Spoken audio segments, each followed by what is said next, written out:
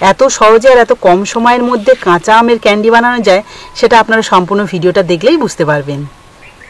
নমস্কার বন্ধুরা, সাবিত্রী কিচেনে সবাইকে স্বাগত জানিয়ে প্রতিদিনের মতো আবারও চলে এলাম নতুন একটা রান্না নিয়ে। বন্ধুরা, আজকে আমি আপনাদের সাথে শেয়ার করব কাঁচা আমের ক্যান্ডি। আর এই ক্যান্ডিটা কিন্তু খুব সহজে আর খুব কম সময়ের মধ্যে বানানো যায়, আর মাত্র একটা উপকরণ দিয়ে। আর এটা খেতে দারুণ সুস্বাদু হয়, বিশেষ করে তো বাচ্চারা ভীষণ পছন্দ করে। ক্যান্ডি নাম শুনলেই কিন্তু ওরা ছুটেই আসে। আর দেখবেন বাজার থেকে যেসব আমরা ক্যান্ডিগুলো কিনে দিই অনেক রকম কেমিক্যাল দেওয়া থাকে, কিন্তু এই আমের ক্যান্ডিটা কোনো রকম কেমিক্যাল ছাড়াই, কোনো রকম ঝামেলা ছাড়াই বানাবো। আর এটাকে আপনারা সারা বছরের জন্য সংরক্ষণ করে রাখতে পারবেন এবং বাচ্চা থেকে বড় প্রত্যেকেই যখনই মন চাইবে খেতেও পারবেন, দারুণ লাগবে। আর এখন তো বাজারে প্রচুর পরিমাণে কাঁচা আম পাওয়া যাচ্ছে। এছাড়া প্রত্যেকের বাড়িতে কম বেশি করে আম গাছ রয়েছে এবং সেই আম দিয়েও কিন্তু আপনারা সহজে বানিয়ে নিতে পারবেন। তো চলুন শুরু থেকে শেষ অবধি ভিডিওটা দেখুন, আশা করি ভালো লাগবে। আর ভালো যদি লাগে তাহলে প্লিজ একটা লাইক করে বন্ধুদের সাথে শেয়ার করবেন। আর যারা নতুন বন্ধু আছেন তারা যদি ইউটিউব থেকে দেখে থাকেন তাহলে প্লিজ চ্যানেলটাকে সাবস্ক্রাইব করে রাখবেন। আর যারা ফেসবুক থেকে দেখছেন তারা ফেসবুক পেজটাকে ফলো করে দেবেন। তো চলুন আজকে রান্নাটা শুরু করা যাক। আজকে যে ক্যান্ডিটা বানাবো তার জন্য আমি এখানে 3টে আম নিয়েছি। দুটো তো বাজার থেকে কিনে নিয়ে এসেছি, আর একটা আমি আমাদের গাছ থেকে নিয়েছি। আর গাছের আমগুলো একটু ছোট বলে তার জন্য কিন্তু বাজার থেকে কিনে আনা। তো চলুন এগুলোকে প্রথমে ধুয়ে নিয়ে ভালো করে কেটে নিই। আমগুলো এইভাবে জলের মধ্যে থাকবে, এই যে একটা করে নেব আর কাটবো।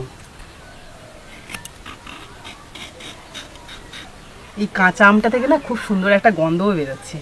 আর এই গরমের সময় দেখবেন কাঁচা আম দিয়ে আম ডাল খেতে দারুণ লাগে গরম ভাতে। মনে হচ্ছে আমটা কিন্তু তেমনভাবে আঁটিও হয়নি। কেটে দেখি,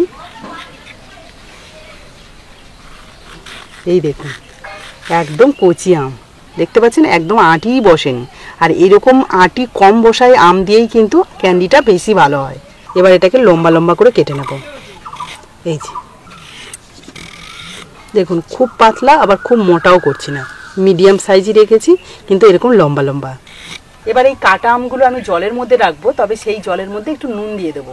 যেহেতু এই আমের আঠা থাকে আর কালচে মতো হয়ে যায় না, নুনটা দেওয়া থাকলে তাহলে আর কালচে ভাবটা আসে না। দিয়ে দিচ্ছি 1 চামচ মতো নুন। আপনারা চাইলে কিন্তু অল্প একটু হলুদ গুঁড়োও দিতে পারেন। কোথায় গেছিলে তুমি? রাস্তার দিকে গেছিলাম। বাহ, ভালো লেগেছে। বাহ, গরম হচ্ছে তো, তো ফ্যানের হাওয়ায় গিয়ে বসতে পারতে, এখানে গরম হবে তো। হাওয়াও হচ্ছে না, একদম হচ্ছে না। আজকে কি হয়েছে বলতো? তুমি ফ্যানের হাওয়ায় গিয়ে বসো, ভালো লাগবে। দেখো দাদা দিদির সাথে একটু কাটা করলা খেলবে আর একটু ফ্যানের হাওয়া খেয়ে নেবে। যাও, টাটা।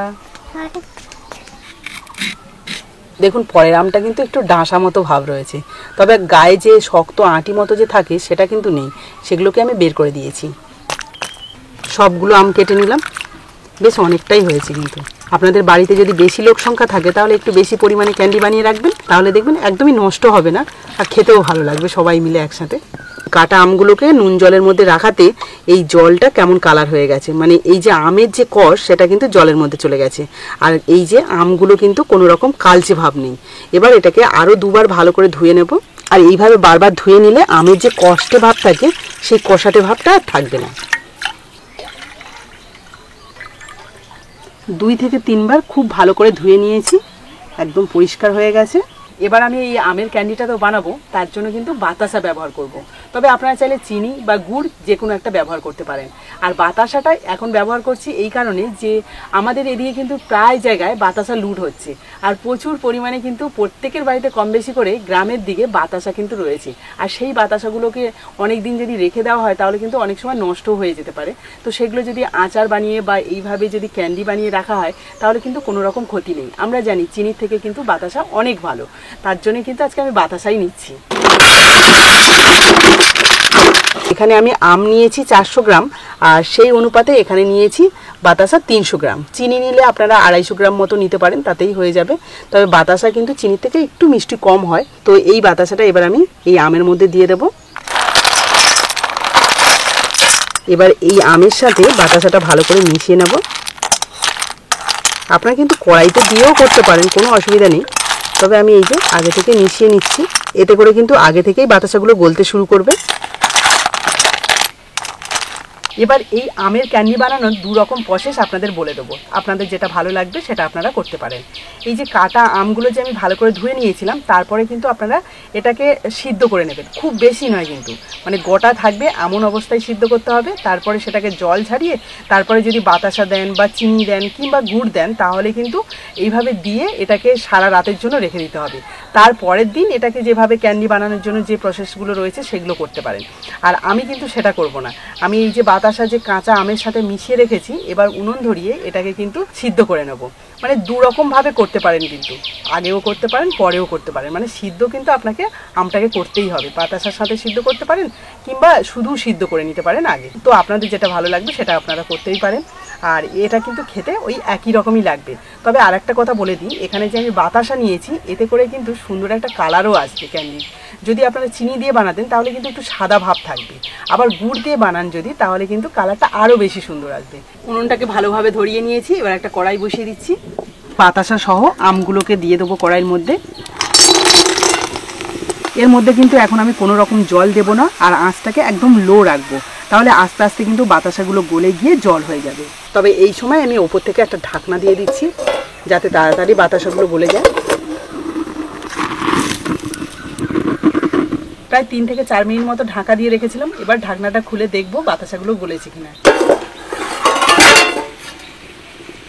এই দেখুন কি সুন্দরভাবে বাতাসাগুলো গলে যাচ্ছে আস্তে আস্তে। কিছুটা বাতাসা গলেও গেছে আগে থেকে, আর কিছুটা বাতাসা এই যে গোটাও রয়েছে। অল্প সময়ের মধ্যে কিন্তু এগুলোও গলে যাবে। বাতাসাগুলো সম্পূর্ণ গলে যাওয়ার পরে আঁচটাকে কিন্তু কিছুটা বাড়িয়ে দিয়েছি। এবারে কিন্তু আমগুলোকে বেশি নাড়াচাড়া করা যাবে না, কারণ অনেকটাই সিদ্ধ হয়ে গেছে। আর এখন যদি আমি খুন্তি দিয়ে বেশি নাড়াচাড়া করি তাহলে কিন্তু ঘেঁটে যাবে, যেহেতু একদম নরম আম, আঁটি হয়নি। তাই আমি এখন চামচ নিয়েছি, চামচের সাহায্যে একটু হালকা করে নেড়ে ছেড়ে দেবো। আর এটাকে প্রায় আরও 10 মিনিট মতো এরকম ফুটিয়ে নেব। এবারে এই যে ওপরে যে অংশগুলো দেখতে পাচ্ছেন একটু কালচে মতো ভাব, এগুলোও কিন্তু আপনারা ফেলে দিতে পারেন, আমিও ফেলে দিচ্ছি। আপনারা যদি চিনি দেন ওপরে দেখবেন চিনির যে ময়লাটা তখন বেরিয়ে আসে, সেটাকে কিন্তু তুলে ফেলে দেবেন। তো আমিও কিন্তু এই যে বাতাসার এগুলো ময়লাই বলে, আপনারা কি বলেন অবশ্যই কিন্তু কমেন্টে জানাবেন। তো এগুলো আমি তুলে ফেলে দিচ্ছি। আর আস্তে আস্তে দেখুন আমগুলো কতটা স্বচ্ছ হয়ে গেছে। আমি আরো 10 মিনিট ভালোভাবে জ্বালানি দিয়ে এখন কিন্তু আঁচটাকে পুরোপুরি নিভিয়ে দিয়েছি। আর এখন ফাইনালি দেখুন কতটা সুন্দর লাগছে এই আমগুলো, কারণ বাতাসার রসটা কিন্তু সম্পূর্ণভাবে এই আমগুলোর মধ্যে গেছে। আর প্রত্যেকটা আমের টুকরো দেখুন কত সুন্দরভাবে গলে যাওয়ার মতো হয়েছে, কিন্তু গোটাও আছে। তো এই অবস্থায় আমি এগুলোকে ঠান্ডা করে নেব, তারপরে কিন্তু একটা পাত্রের মধ্যে এটাকে শুকনো করতে দেবো, তারপরেই ক্যান্ডিটা রেডি হবে। আর যে পাত্রের মধ্যে আমি ক্যান্ডিগুলো রোদ্রে দেবো সেই পাত্রটা কিন্তু নিয়ে নিয়েছি, আর এর উপরে একটুখানি তেল ব্রাশ করে নিয়েছি। আপনারা চাইলে কিন্তু এর মধ্যে ঘিও ব্রাশ করে নিতে পারেন, আমি এখানে তেল দিয়েছি, কোনো অসুবিধা নেই, যা দেবেন তাতেই হবে। তো বেশ কিছুক্ষণ নিচে নামিয়ে ঠান্ডা করে নিয়েছি। এবার আসুন ট্রের মধ্যে এগুলোকে শুকনো করতে দিই। তার জন্য আমি একটা কাঁটা চামচ আর একটা নর্মাল চামচ নিয়েছি, সেটাকে আমি এই যে এইভাবে কিন্তু একটা একটা নেব, এইভাবে একটা একটা এই বসিয়ে দেবো, ব্যাস। এই দেখুন খুব সুন্দরভাবে কিন্তু প্রত্যেকটা গোটা গোটাই আছে, খুব সুন্দর স্বচ্ছ রয়েছে। আর এই যে ট্রেতে যে তেল লাগিয়ে রেখেছি এতে করে কিন্তু ক্যান্ডিগুলো যখন শুকনো হয়ে যাবে তখন কিন্তু সহজে তোলা যাবে। আর এগুলো আমি বাতাসার মধ্যে দিয়েছিলাম বলে কালারটা দারুণ লাগছে না?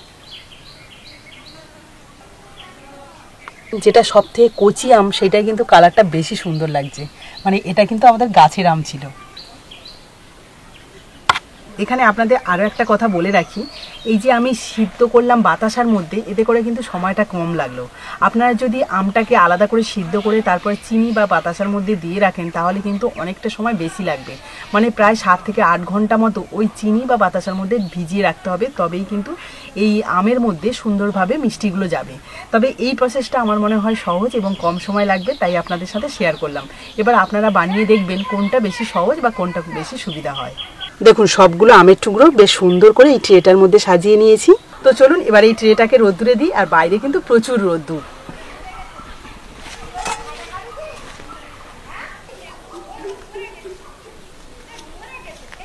এরকম কড়া রোদে এটা 1 থেকে 2 দিনের মধ্যে কিন্তু ভালোভাবে শুকনো হয়ে যাবে। এই যে টুলের উপর রাখছি, তবে পিঁমড়ে তো ধরবে মিষ্টি জিনিস যেহেতু, সেই জন্য নিচে কিন্তু জল দিয়ে তারপরে রাখতে হবে। তো চলুন এইভাবেই এখন রেখে দিই। ফিরে আসছি শুকনো হওয়ার পর। তো বন্ধুরা, কাঁচা আমের ক্যান্ডিগুলোকে 3 দিন খুব ভালোভাবে রোদ্দুরে দিয়ে নিয়ে চলে এসেছি। আর দেখুন 3 দিনের মধ্যে কিন্তু অনেকটাই শুকনো হয়ে গেছে। এই দেখুন, প্রত্যেকটা কিন্তু বেশ সুন্দর দেখতে লাগছে। এই দেখুন, আর এই আম ক্যান্ডিগুলো বাতাসা দিয়ে বানিয়েছি বলে কালারটা কিন্তু বেশ সুন্দর এসছে। একটা পাত্রে তুলে নেব। বেশ লম্বা লম্বা পিস করেছিলাম বলে দেখতেও বেশ সুন্দর লাগছে। এই দেখুন, এই ক্যান্ডিগুলো বাচ্চাদের যদি দেওয়া হয় ওরা কিন্তু খেতে ভীষণ পছন্দ করবে, আর বড়দের তো ভালো লাগবেই।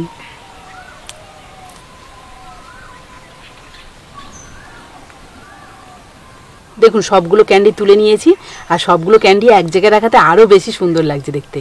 ক্যান্ডি কিন্তু সম্পূর্ণভাবে রেডি হয়ে গেছে। এবার এটাকে কিন্তু সংরক্ষণ করে খেতেও পারবেন, তবে ওপরটা যাতে আরও দেখতে ভালো হয় এবং খেতেও ভালো হয় তার জন্য অল্প একটু গুঁড়ো চিনি দিয়ে দেবো।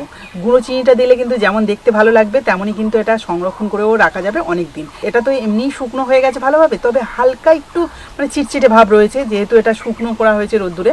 তো ওই গুঁড়ো চিনিটা দিলে আর কিন্তু কোনো চিটচিটে ভাব থাকবে না, একদম শুকনো থাকবে। আর শুকনো থাকা মানে এটা অনেক দিন ধরে সংরক্ষণ করে রাখা যাবে। আর তার জন্য আমি এখানে কিছুটা নর্মাল চিনি এই মিক্সিতে গুঁড়ো করে নিয়েছি। এই দেখুন, আর এই গুঁড়ো চিনিটা চামচের সাহায্যে এর উপরে ছড়িয়ে দেব।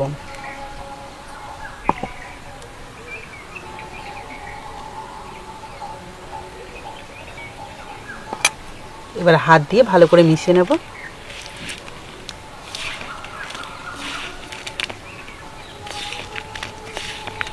এবার ক্যান্ডিগুলো কেমন হয়েছে আপনাদের একটু কেটে দেখাই। এই দেখুন কি সুন্দরভাবে কেটে গেল। এবার খেয়ে আপনাদের বলবো এর স্বাদটা কেমন। এটা কিন্তু সেই ক্যান্ডিরই মতো, অনেকক্ষণ গালের মধ্যে রাখলে বেশ আস্তে আস্তে চিবোলে রসটাও মিষ্টি মিষ্টি আসছে, ভালোই লাগবে কিন্তু। তো বন্ধুরা, আজকের এই কাঁচা আমের ক্যান্ডিটা আশা করি আপনাদের ভালো লেগেছে। আর ভালো যদি লাগে তাহলে প্লিজ একটা লাইক করে বন্ধুদের সাথে শেয়ার করবেন। তো আজকের মতো টাটা, পরের দিন আসবো আবার একটা নতুন ভিডিও নিয়ে। ততক্ষণে ভালো থাকবেন, সুস্থ থাকবেন।